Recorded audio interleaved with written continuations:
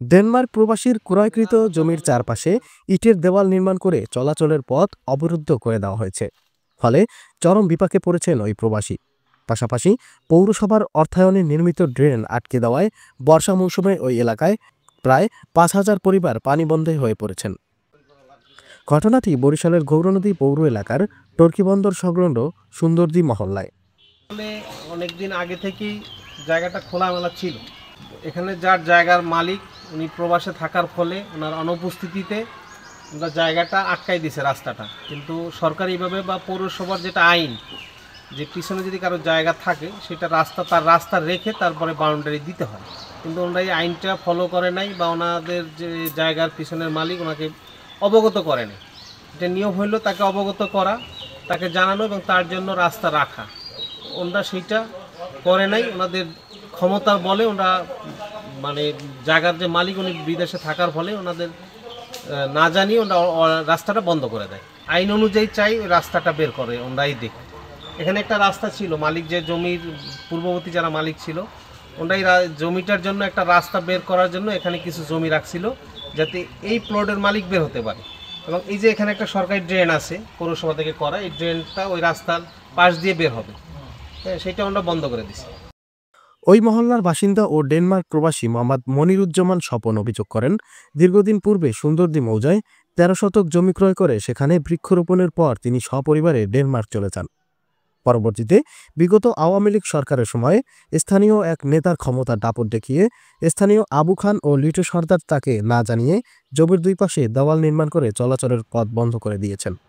দীর্ঘদিন পর অতি সম্প্রতি তিনি দেশে ফিরে চলাচলের পথ খুলে দেওয়ার জন্য একাধিকবার তাদেরকে বলা হলেও তারা কোনো কর্ণপাত করছেন না। তাই দেওয়াল অপসারণ করে চলাচলের পথ খুলে দেওয়ার জন্য তিনি স্থানীয় প্রশাসনের হস্তক্ষেপ কামনা করেছেন। আমরা তো ছিলাম না, আমাদের ভিতরে হলো 13 শতাংশ জায়গা। এই জায়গাটা হলো একই মালিকের, এটা তার ছেলের ছিল। বেসিক্যালি এটা রাখার কথা ছিল আমার কাছ থেকে বায়না উঠেছিল, আমাদের দেয় নাই। কিন্তু তারা কী করছে যে আমার পথ আটকেও তারপরে তারা এটা বন্ধ করে রাখছে। আমরা তো দেখে দেশের বাইরে আমাদের কাছে জিজ্ঞাসা করে নাই কিছু। যখন সে কতটুকু পাবে না পাবে সে তার নিজের ইচ্ছা মতো আওয়ামী লীগের লোকজন নিয়ে সেটা বেড়া দিয়ে রেখে দিচ্ছে, কারণ আমাদের কিছু জিজ্ঞাসা করা হয় না। এখন এই যে ওয়াল 3 দিক দিয়ে তারা ওয়াল দিয়ে এটা বন্ধ করে রাখছে। এখন আমি যে এখানে ঢুকবো কিছু করব সেটার তো কোনো পথ নাই। কেননা এই কিছুর জন্য সেটার উত্তরও তো দিচ্ছে না। এখানে তার যে মালিক ছিল সে আমাকে বলা হয়েছিল যে আধা করা জায়গা সে হাঁটার জন্য রাখার কথা।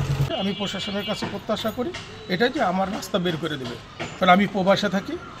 কারণ তারা আমার কাছে কোনো কিছু জিজ্ঞাসা করে না, এবং তারা মনে করছে তারা প্রবাসে থাকে, সবাই কেউ জিজ্ঞাসা করার নাই, যে কারণে এটা বন্ধ করে রাখছে। সরেজমিনে গিয়ে দেখা গেছে ওই প্রবাসীর ক্রয়কৃত জমির পাশ দিয়ে বয়ে গেছে পৌরসভার অর্থায়নে নির্মিত ড্রেন। আবু খান ও লিটু সর্দারের দেওয়াল নির্মাণের কারণে সেই ড্রেনের মুখটিও বন্ধ হয়ে গেছে। ফলে ড্রেন দিয়ে বর্ষা মৌসুমে পানি চলাচল করতে না পারায় ওই এলাকায় প্রায় ৫,০০০ পরিবার পানিবন্দী হয়ে পড়েন। এ ব্যাপারে অভিযুক্ত লিটু সর্দার জানিয়েছেন, তিনি তার জায়গায় দেওয়াল নির্মাণ করেছেন, তবে কারো চলাচলের পথ বন্ধ করেননি।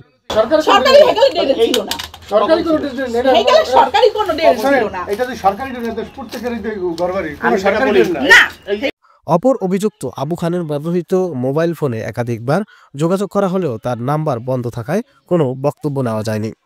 গৌরনদী উপজেলা নির্বাহী অফিসার ও পৌর প্রশাসক মোহাম্মদ আবু আবদুল্লাহ খান জানিয়েছেন, এ বিষয়ে লিখিত অভিযোগ পেলে তদন্ত করে ব্যবস্থা গ্রহণ করা হবে। হাসান মাহমুদের পাঠানো প্রতিবেদনে আরিফিন রিয়াদ, স্মার্ট সংবাদ, নিউজ ডেস্ক।